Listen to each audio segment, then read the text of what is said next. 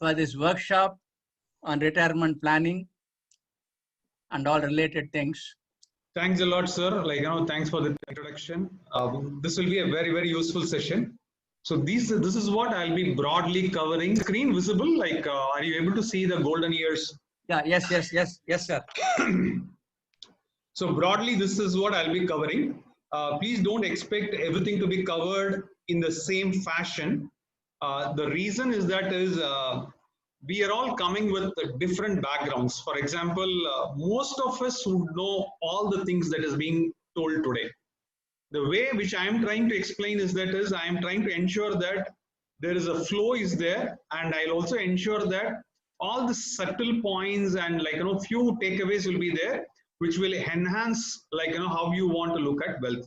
So I may not be adding tremendously new knowledge, but with small changes that you're going to make, maybe you will save maybe a few lakhs of rupees, or there's a possibility that you can create another few crores of rupees.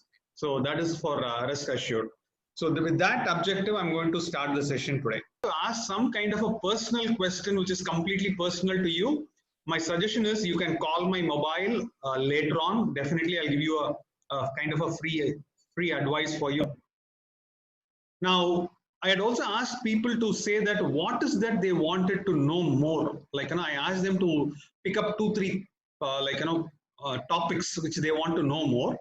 About 26% of the people, or 26% of the responses, they said they want to know more about investment planning during the retirement stage. And equally about some 20% of the people said they want to know about estate and wills and trust, and they want to know something about that.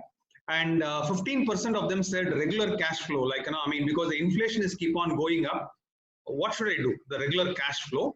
And there is a concept called living will, which is not prevalent in India, but it is useful to know. There is a living will is there. Then that is about 14%. Inheritance tax, people said, I would like to know. If you add these two together, I think inheritance plus estate planning comes top. Then healthcare. Then healthcare is 8% and tax is income tax. So I'll be covering this predominantly today. This particular topics I'll be covering it today. At the same time, this I'll be covering it on Wednesday as well, but today I'll be covering a little bit on this. Mutual funds, a lot of people wanted to know because of their age category. I don't want to take risk in equity. I want to put it in, let's say, hybrid or debt or something like that. And 24% said, can I put the money safely into RBI? Is that the better option? Right? And 19% asked, fixed deposits. Some people said corporate bonds and all. So I'll be answering this as well. I understand that some people are going to join only on Wednesday and some people are going to join only today. So for the benefit of them, I have 1 or 2 slides where I will cover the entire pitch today. And yesterday, me, Mr. Ravi and Mr. Chandra had one call. They said, can you offer something more? Can you allow us to learn something more? So after that request, I came up with some good thought process. I'll also be sharing at the fag end, how I can be of help to you, right? So if you look at a typical life stage, when we started our career in 1980s or 1990s or 1975 and all that stuff, this used to be our human life cycle. So we used to work till 60 years in TCS, and then we get into a retirement stage of 20-30 years. But today things are actually changing. It's not like that, right? And typically people who are in this particular platform, after all the work, there could be some people are still self-employed. Some people would be starting a family business like me. Somebody could be freelancers and somebody could be investors as well, right? Now, what is very important is there are many ways to make money. There are many ways to make an income.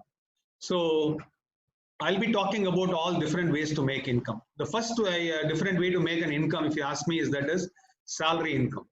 In fact, even after retiring from TCS, we are all getting salaries. Let me repeat the statement. Even after retiring from TCS, we are all getting salaries and we can claim standard deduction. Are you claiming standard deduction? How many of you are not claiming standard deduction? If you claim standard deduction, you say yes in the chat box. So this is another way to interact with us. If you are not claiming salary deduction, you say no.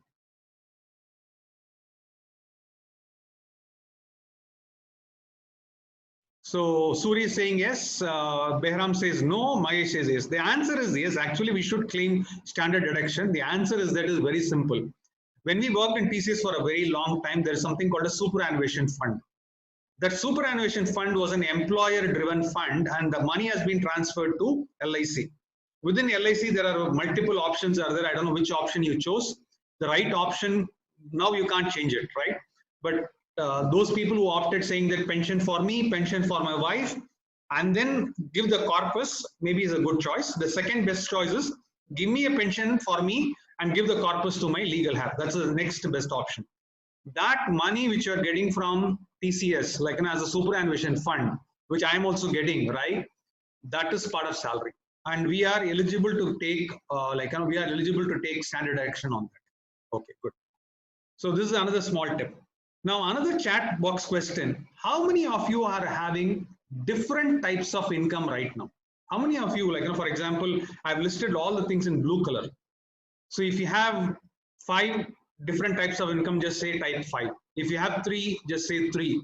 Or if you say only annuity income and fixed interest, just say 2.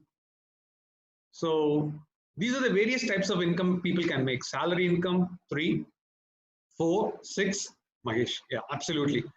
4, 3, yes. Answer is right.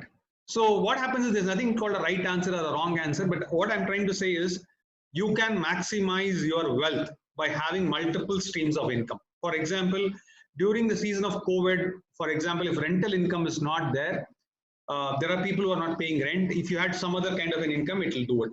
The worst thing is our incomes are not same. For example, my salary income is not 25%, my rental income is not 25%, my interest income is not 25%, and dividend income is not 25%. What happens is, while have different types of sources, the percentage changes. So that's where we need to do something called an asset allocation, or we need to do some rebalancing. And capital gains is an easier way to make